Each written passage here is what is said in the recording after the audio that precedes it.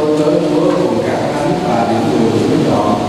Xin cho tôi tớ Chúa được thứ tha mọi lỗi lầm, được hưởng sự sống tốt diệu trong vương quốc vĩnh hằng của Chúa.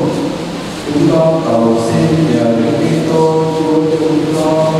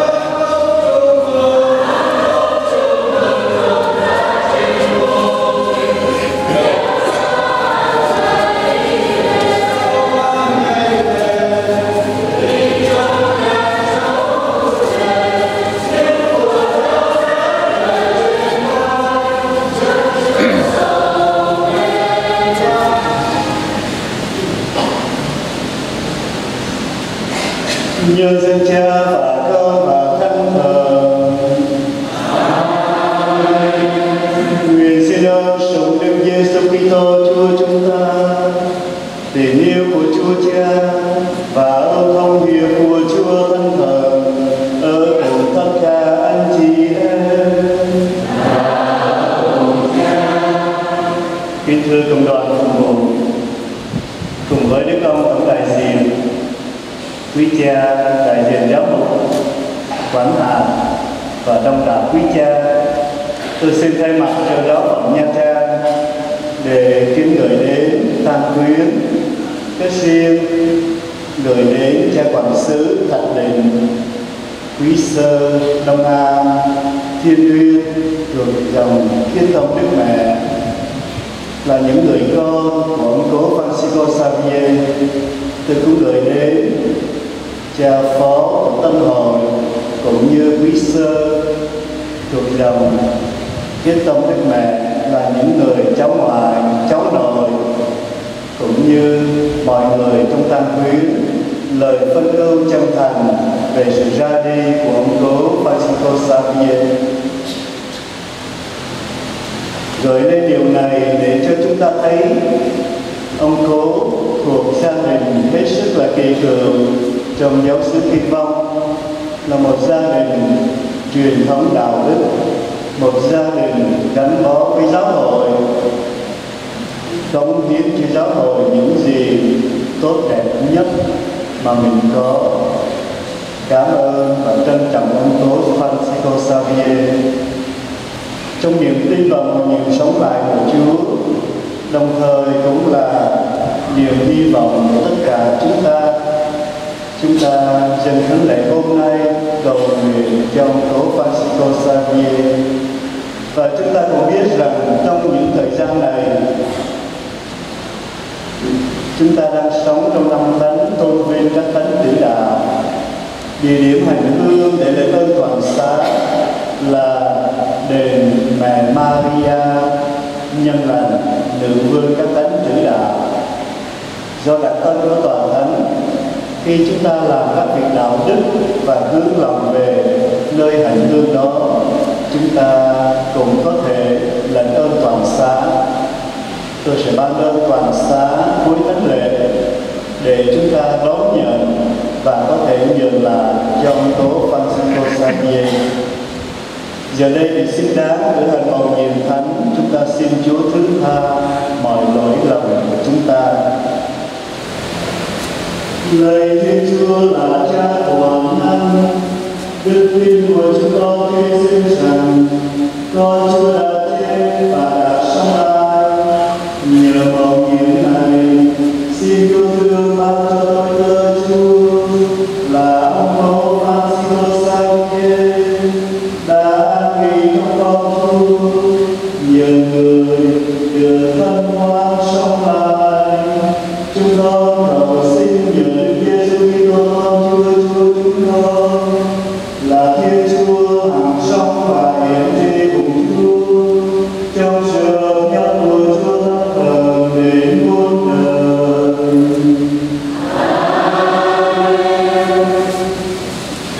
Thống khổ của sự chết không đụng tới các ngài. Đối với mắt những người không chịu thì các ngài đã chết, và việc các ngài ra đi bị coi là bất hạnh. Việc các ngài lìa xa chúng ta là rơi vào cảnh diệt vong. Các ngài vẫn tràn đầy hy vọng được bất tử. Sau khi chịu sửa phạt khắc nghiệt, các ngài sẽ được hưởng muôn vàng ân phúc, vì Chúa đã thử thách các ngài như thử vàng trong lửa và chấp nhận các ngài như của lễ toàn chiêu. Đó là lời Chúa.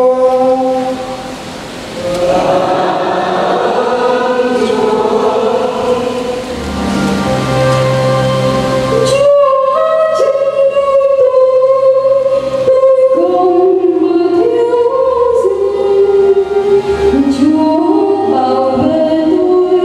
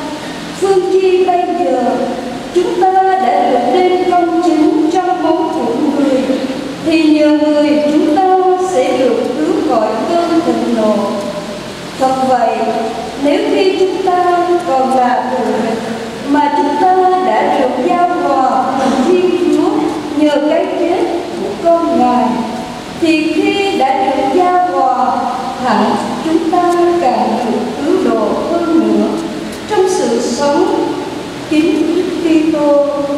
Và không những thế, chúng ta còn được vinh hiển trong Thiên Chúa nhờ Đức Giêsu Kitô Chúa chúng ta, nhờ người mà bây giờ chúng ta đã nhận lãnh ơn giao hòa. Đó là lời Chúa.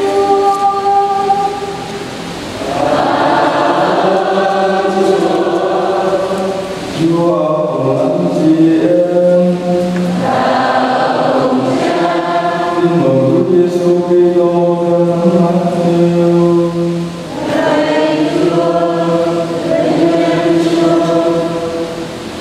Khi ấy, đám đông đông chúng, Chúa Giêsu lên núi, người ngồi xuống và các môn đệ đến gần người. Người mở miệng dạy họ rằng: Phúc thay ai có tinh thần nghèo khó, vì nước trời là của họ. Phúc thay ai than khóc, vì họ sẽ được an ủi. Phúc thay ai hiền lành, vì họ sẽ được tất làm ơn điệp. Phúc thay ai nói các sự công chính, vì họ sẽ được ngất đủ. Phúc thay ai biết thương xót, vì họ sẽ được xót thương. Phúc thay ai có lòng trong sạch, vì họ sẽ được nhìn thấy Thiên Chúa. Phúc thay ai kiếm đạo hòa bình, vì họ sẽ được gọi là con Thiên Chúa. Phúc thay ai bị bắt hại vì sự công chính, vì nước trời là của họ. Phúc cho các con khi người ta đang năn nhục và bắt bớ các con, và vì thầy họ vu oan cho các con đủ mọi điều xấu. Hãy vui mừng hoan hỷ, vì phần hưởng sung mãn dành cho các con trên trời. Đó là lời Chúa.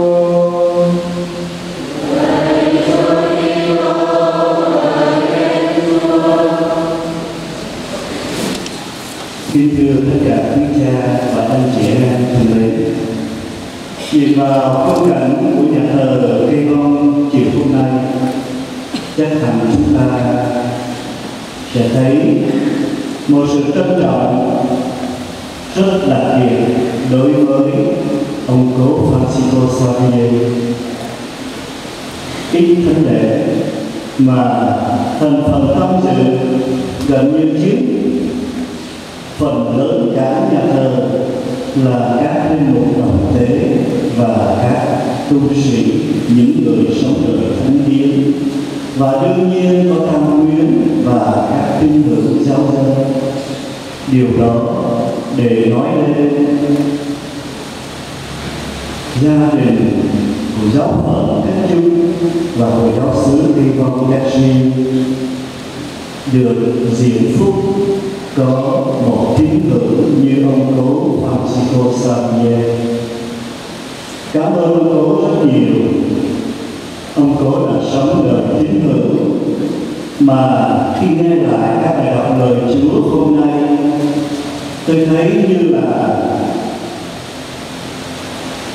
lẽ ra những gì ông cố đã sống trong âm thầm, sống trong nhẫn nại, sống để theo gương Chúa Giêsu Kitô, hiền lành và khiêm nhường, dâng hiến tất cả làm của lễ toàn thiêu để dâng lên Chúa Cha, đem lại ơn giao hòa.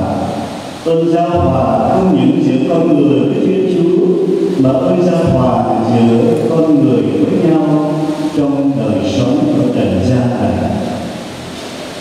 Tuổi đời của ông cố Francisco Xavier gần 90 năm ở trần gian này, ở trong địa phương này, một địa phương đã trải qua biết bao nhiêu thăng trầm. Chúng ta chỉ cần đọc lại một chút lịch sử giáo xứ Cây Vong thì đôi lúc cũng cảm thấy ơn Chúa giữ gìn Cây Vong, để Cây Vong được phát triển và phát triển tốt đẹp, để từ mảnh đất Cây Vong này cống hiến cho giáo hội biết bao nhiêu công đồ của Chúa. Chỉ riêng trong phạm vi gia đình dòng tộc của ông cố Francisco Xavier, chúng ta không thể nào không bày tỏ lòng tri ân và ngưỡng mộ khi ông cố dâng cho Chúa và hội thánh những người con ơn yêu làm linh mục, làm nữ tu, rồi các cháu ông cố khuyến khích dâng nguyện cho Chúa làm linh mục, làm tu sĩ. Không phải chỉ vậy thôi, chỉ cần nhìn hai người đã đọc lời Chúa và đáp ca hôm nay cũng vào hàng con cháu của ông cố với chiếc khăn tang trên đầu.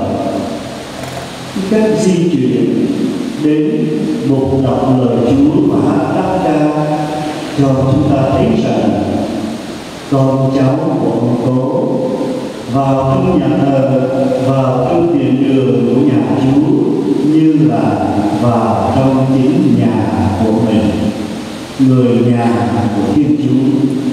Mà vì thế bầu khí thánh lễ hôm nay thật là đặc biệt để cho chúng ta một lần nữa như thưa với ông cố rằng cảm ơn ông cố đã sống và bằng cả cuộc đời gần 90 năm của mình ở trần gian này, ông cố không những đã tin vào Chúa mà còn sống gương mẫu trong gia đình, trong giáo xứ thân yêu. Thật vậy, kể từ lúc chịu phép rửa tội, người tín hữu đã tin vào Chúa Giêsu, được diệu phúc đón nhận tước hiệu là Kitô hữu, là người có Chúa Kitô, là người đầy tràn Chúa Kitô. Và chúng ta nghĩ coi ai là người có Chúa Kitô? Phải nói là chính mẹ Maria, khi sứ thần Gabriel truyền tin cho mẹ để mẹ cưu mang Chúa Kitô trong lòng của mẹ.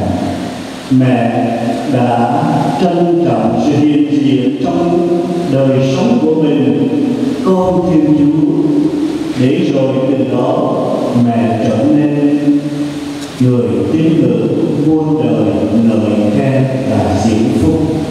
Bí tích hôn phố, ông cố đã luôn luôn tin vào sự hiện diện của Chúa trong cuộc đời của mình.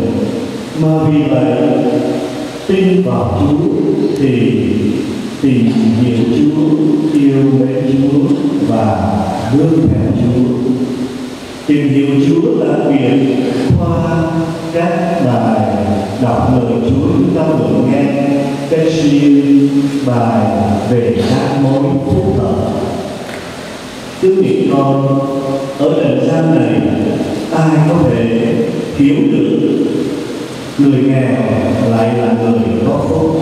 Chỉ có những ai được Chúa ban ơn đức tin và được Chúa nâng đỡ bằng thánh thần của người. Và đương nhiên có bộ gương tuyệt đẹp là mẹ Maria, Thánh Giuse mới có thể vững tâm và kiên trì trên con đường của các mối phúc thọ.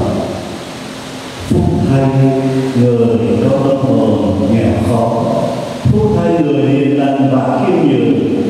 Và từ đó chúng ta có thể thấy phúc thay những người nhịn nhục, phúc thay những người biết tha thứ, phúc thay những người chịu hàm hoa, phúc thay những người bị bất hại, phúc thay những người bị xua trừ cách này cách kia.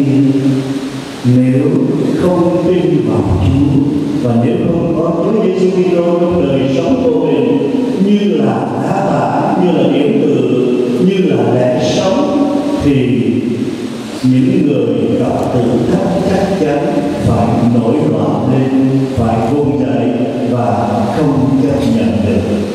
Nhưng mà ông cố không những đã đón nhận Bởi vì mọi người từng trải và có những biến cố lịch sử tại địa phương này, đặc biệt là cái công, chúng ta chỉ cần về trở lại với kỷ yếu giáo phận Nha Trang, đọc lịch sử của cái công thì hiểu được dòng lịch sử đã trải qua biết bao nhiêu biến cố.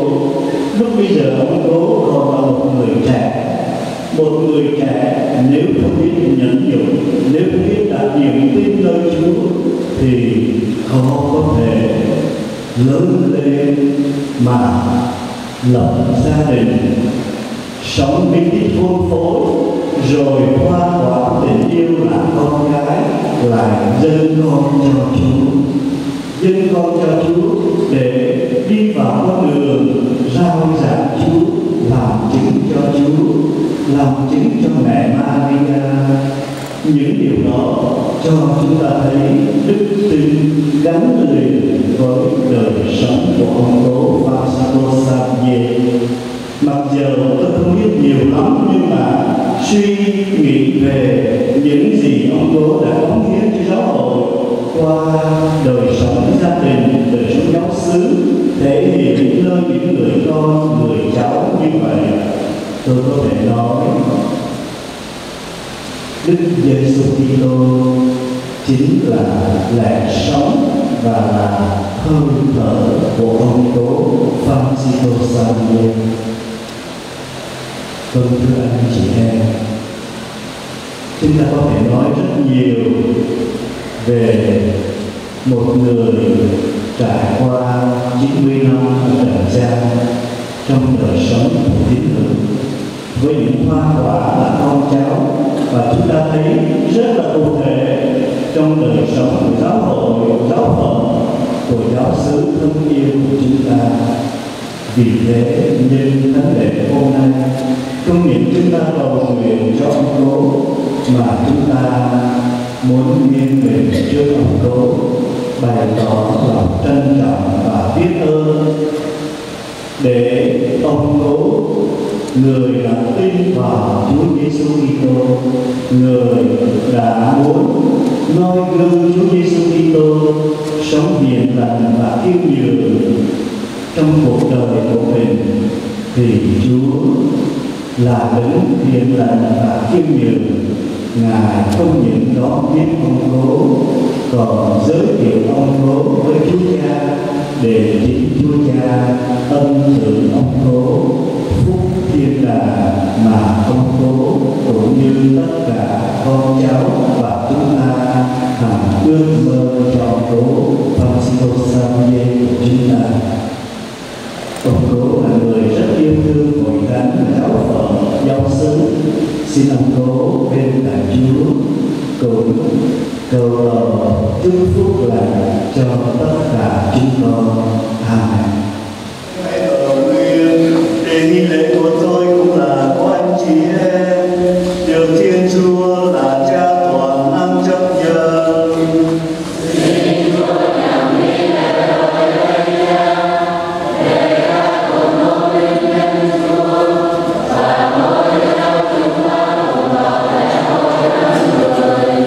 Lạy Chúa, chúng con dâng lên Chúa lễ vật này, khẩn khoan van nài lòng nhân từ Chúa, cho tôi tới Chúa là ông Cố Francisco Xavier, để kẻ đã không phải nghi con Chúa là đứng cứu độ, giàu lòng từ ai, sẽ nhận ra người là vì thông phán đầy lòng xót thương. Chúng con cầu xin nhờ Đức Kitô Chúa chúng con. Amen. Chúng con lại xin Chúa dùng ơn ân thần Chúa an hoa những mùa lễ này, để trở nên cho chúng con mình và bảo Đức Giêsu Kitô Chúa chúng con. Khi từ quyền ô mình chịu khổ mình, người cầm lấy ăn và ơn về ra và trao cho các môn đệ mà nói: tất cả các con hãy nhận lấy mà ăn, vì này là mình Thầy sẽ đi nộp vì các con.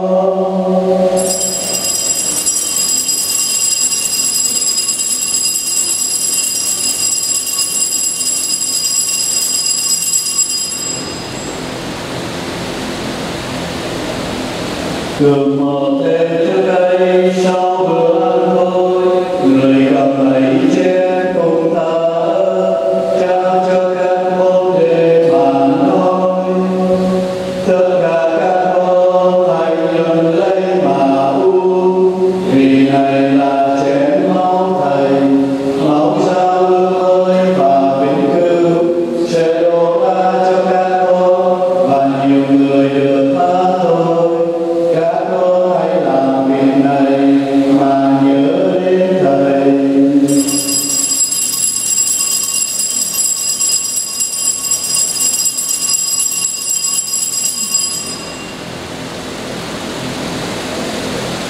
Theo gọi Francisco, đi theo một thư xe chúng con một tuần lễ hành giáo sĩ, xin nhớ đến tội lỗi Chúa lòng của Francisco Xavier và Chúa đã gọi các con người này về với Chúa. Xin ban cho kẻ này biết những con Chúa từ trong đời sống và người. Xin Chúa cùng nhớ đến anh chị em chúng con đang nghỉ trong biển hy vọng sống lại và mọi người, đặc biệt các bậc tổ tiên, ông bà, cha mẹ và thân bằng quý tu chúng con đã ly trần trong tình thương của Chúa. Xin cho hết thảy được vào hưởng ánh sáng tôn nghiêm Chúa. Chúng con lại xin Chúa thương xót tất cả chúng con, cho chúng con được đồng hưởng sự sống đời đời cùng với Đức Trinh Nữ Maria mẹ Thiên Chúa, Thánh Giuse và các năm Đức Trinh Nữ, các thánh phong đồ và đoàn thể các thánh đã sống đẹp lòng Chúa qua mọi thời đại. Và cùng với các ngài, chúng con được ca ngợi và tôn vinh Chúa nhờ Đức Giêsu Kitô con Chúa. Xin nhờ người với người và trong người, mà mọi dân sự và liên quan đều quy về Chúa là Cha toàn năng, trong sự hợp nhất của Chúa Ân Thần đến muôn đời. Chúa đến xóa tội trần gian, phúc cho ai được mời đến dự tiệc chia tia Chúa. Lạy Chúa, con chào đón Chúa từ vào nhà con, nhưng xin Chúa phán một lời thì linh hồn con sẽ lành mạnh. Cầu nguyện. Lạy Chúa là Thiên Chúa, con Chúa đã để lại cho chúng con của ân đàng trong bí thân thể. Xin đôi hương cho tôi Chúa là ông cố Francisco Xavier, nhờ của ăn này được đạt tới trên bàn tiệc muôn đời của Đức Kitô, người hằng sống và hiện trên muôn đời.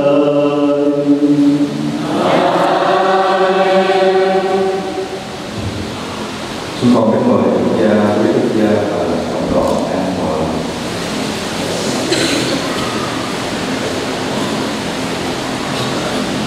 Trọng kính Đức cha Giuse, giám mục giáo phận Nhân Trang. Kính thưa Đức ông tổng đại diện, Đức ông Giuse, quý cha đại diện giám mục, quý cha hạt trưởng cùng tất cả quý cha đồng tế, quý bề trên, quý tu sĩ, dũng sinh và toàn thể cộng đoàn dân Chúa. Dẫu biết rằng sự sống này chỉ thay đổi mà không mất đi, nhưng cuộc ca đi nào lại không gây nên sự mất mát.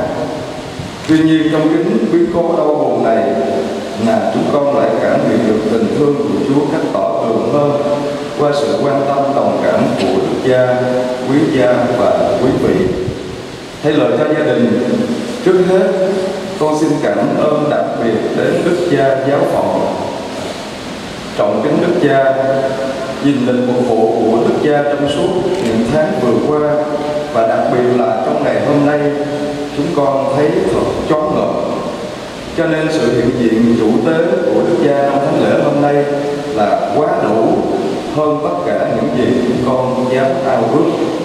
Xin ngàn lòng cảm tạ tình thương của Đức cha đã dành cho ba con và cho gia đình chúng con. Kính chúc Đức cha nhiều sức khỏe và niềm vui sứ vụ. Tiếp đến con xin cảm ơn quý Đức ông và quý cha.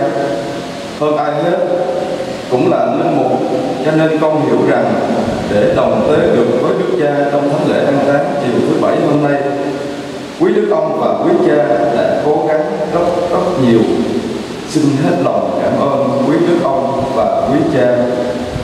Chúng con cũng muốn vươn lên lời cảm ơn đến cha sở, quý cha phó Cây Phong, vì các cha đã ân cần lo lắng an ủi cho ba con trong những ngày lâm bệnh, cũng như ban các phép tích sau cùng và lo tổ chức thánh lễ an táng hôm nay được sốt sắng nghiêm trang. Con xin cảm ơn quý cha trong ban giám đốc đại học viện Sao Biển, quý cha giáo, quý cha tại tòa giám mục, quý cha thuộc khóa 6 đã thăm viếng, chia sẻ nỗi niềm với gia đình chúng con. Nguyện chúc quý cha luôn hồn an sát mạnh. Chúng con xin cảm ơn sơ tổng phụ trách và quý sơ thuộc hội dòng Hiến Tâm Đức Mẹ Nha Trang. Chúng con dám tin rằng nếu các chị, các cháu của chúng con vừa mất đi một người cha, người ông, thì đó cũng chính là sự mất mát, nỗi buồn chung của đại gia đình Khiết Tâm. Xin quý hội dòng tiếp tục cầu nguyện đồng hành để chúng con luôn vững tin vào Chúa. Chúng con xin cảm ơn quý hội đồng giáo xứ Cây Phong, quý sơ, quý thầy trong và ngoài giáo xứ. Cảm ơn cộng đoàn quý sơ dòng mến thánh giá Quy Nhơn tại Cây Phong. Cảm ơn các hội đoàn, ca đoàn âm thanh ánh sáng ban mai táng, quý ủy viên, quý ủy viên thuộc giáo khu Phêrô, các em giúp lễ và toàn thể bà con giáo dân Cây Phong, vì mọi người đã dành trọn sự ưu ái cho ba chúng con trong những ngày qua cũng như trong thánh lễ hôm nay. Xin Chúa nhân từ nhìn thấu công ơn của quý vị và rộng tay hậu đãi. Xin cảm ơn toàn thể bà con linh phong huyết tộc nội ngoại hai bên trong và ngoài giáo xứ. Cảm ơn quý ân nhân, quý bằng hữu, quý thầy cô, bạn bè lương giáo, quý anh chị em giáo dân tại các giáo xứ mà chúng con đã và đang phục vụ. Quý vị đã chia sẻ nỗi buồn, cầu lễ, phúng điếu và việc dân thánh lễ cầu nguyện cho linh hồn Francisco hôm nay.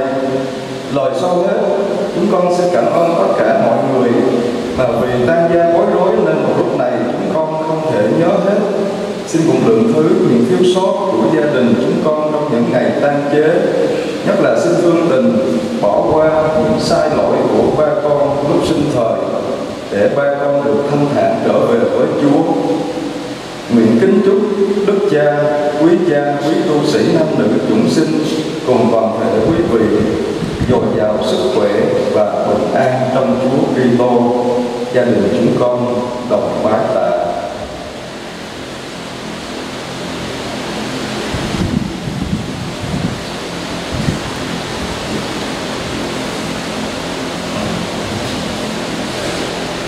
Chúa ở cùng anh chị em và hãy chúc cùng dân Chúa ơn phù trợ chúng ta ở nơi dân Chúa. Xin Thiên Chúa toàn năng là Cha và Con và Thánh Thần ban phúc lành cho anh chị em.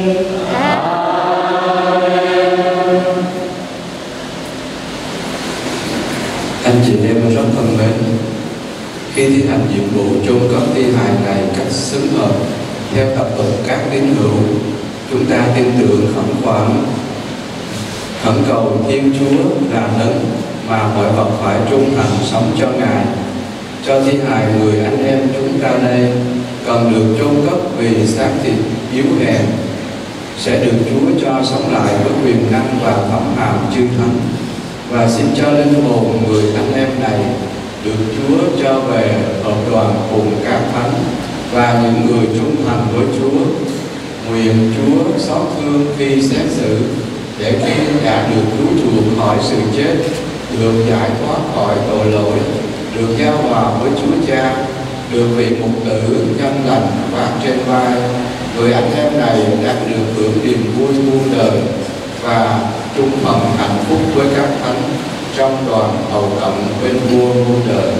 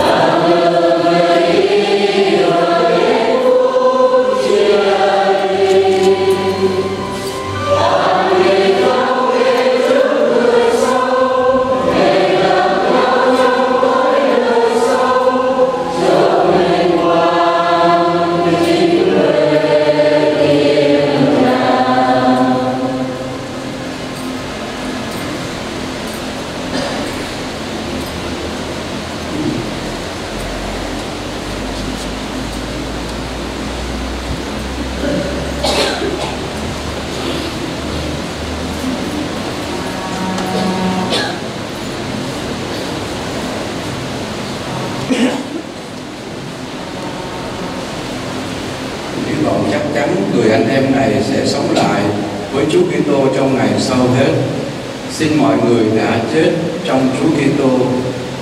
Chúng con cảm tạ Cha về những ân huệ dồi dào Cha đã ban cho tôi tớ Chúa là ông cố Francisco Xavier khi còn sống trong cuộc đời trống qua này, khiến chúng con nhận thấy bằng chứng lòng nhân hậu của Cha và dấu trị các thánh cùng thông công trong Chúa Kitô. Vậy lạy Chúa, xin thương xót lắng nghe lời chúng con khẩn cầu mà mở cửa thiên đàng cho tôi tớ Chúa, và cũng xin cho chúng con đang còn sống biết dùng lời lẽ đức tin mà an ủi nhau, cho đến khi tất cả chúng con được đoàn tụ trong Đức Kitô, và như vậy chúng con sẽ được cùng với anh chị em cùng với người anh em này sống mãi bên Chúa. Chúng con cầu xin nhờ Đức Kitô Chúa chúng con.